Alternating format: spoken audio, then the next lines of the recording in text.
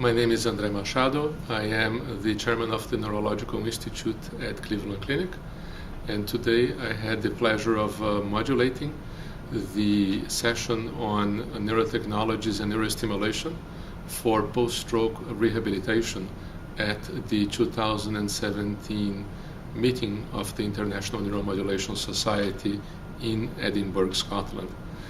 This was a very successful and interesting session with many speakers presenting cutting edge, the latest data on how these neurotechnologies can help patients that have chronic issues like pain or weakness following a stroke. As most people know, stroke is the leading cause of disability in the industrialized world. It affects patients, caregivers. It can change a family's life, not only because of the risk of death in the first hours after a stroke, but also because of the risk of the long-term neurological sequelae that patients suffer.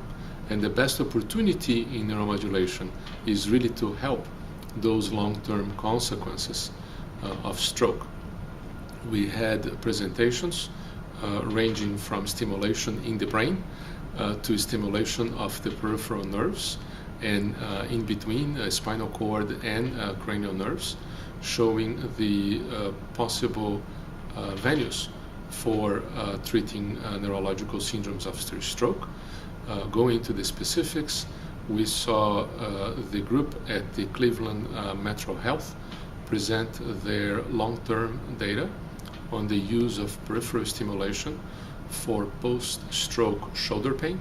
Many patients after stroke suffer from a dropped shoulder that results not only in loss of function, but it's also quite painful.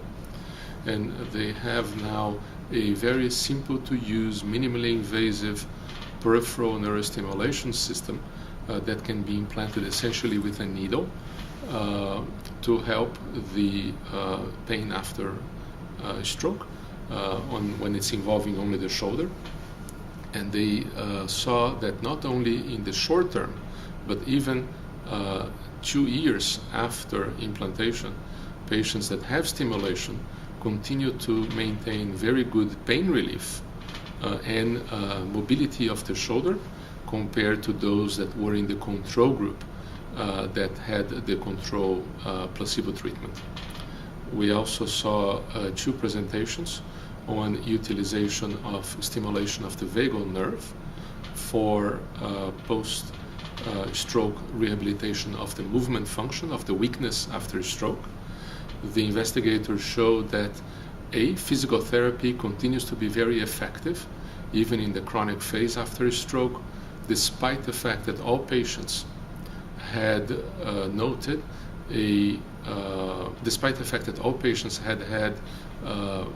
completed a cycle of physical therapy, the standard physical therapy that patients have after stroke, that giving them intensive therapy even a long time after the stroke still improved their function by quite a bit. It was a substantial result. And when they turned on the stimulator, they think that they saw an additional improvement in addition to that of the physical therapy, and they think they need to study this further to evaluate if this improvement is really meaningful or if it was more the result of the physical therapy alone that produced the greatest benefits. Dr. Freni and other investigators presented on their work in non-invasive stimulation of the brain, showing that a very non-invasive technique that's applied to the skin, to the scalp of the head, called transcranial direct current stimulation, may be promising in the future. So far the results are little, but there is hope that future investigation will result in better outcomes. Similar story is with stimulation of the cerebral cortex. This is the surface of the brain. A clinical trial had been done a few years ago called Everest study that unfortunately did not meet the intended endpoints. Patients that received the stimulation did not improve more than patients that were receiving physical therapy alone, and that was considered to be a negative study. Dr. Robert Levy today presented a reanalysis of this data done by his collaborators, showing that cortical stimulation may actually be beneficial in a subpopulation of patients that have smaller strokes, strokes with a smaller volume compared to those that have larger stroke volumes. And there is now an interest in re-explore the use of invasive cortical stimulation done with a brain surgery in patients with post-stroke rehabilitation.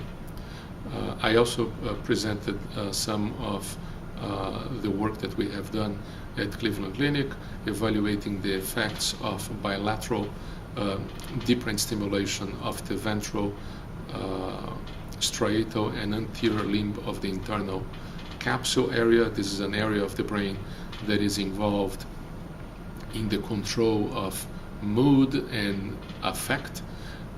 And we wanted to see if stimulation of this area could change not the sensation part of pain, not how the pain is necessarily felt at the skin, but rather if we could modulate how patients suffering from the pain, the emotional side of the pain, could be modulated. In a double-blinded randomized controlled study, we learned that it was possible to modulate this affective sphere of pain. We saw benefits in improvements in depression and quality of life compared to the placebo group, compared to the no stimulation. However, we did not see benefits in disability. The patient's ability to function and to help themselves, help others, was not yet improved. But it is my impression that we saw enough enough improvements in the other metrics that further investigation is still warranted. In a summary, neurostimulation continues to be mostly experimental for the treatment of problems like pain and weakness after stroke, but there is plenty of hope, as several groups around the world presented today, showing that they are making progress towards improving the quality of life of patients that have suffered a stroke.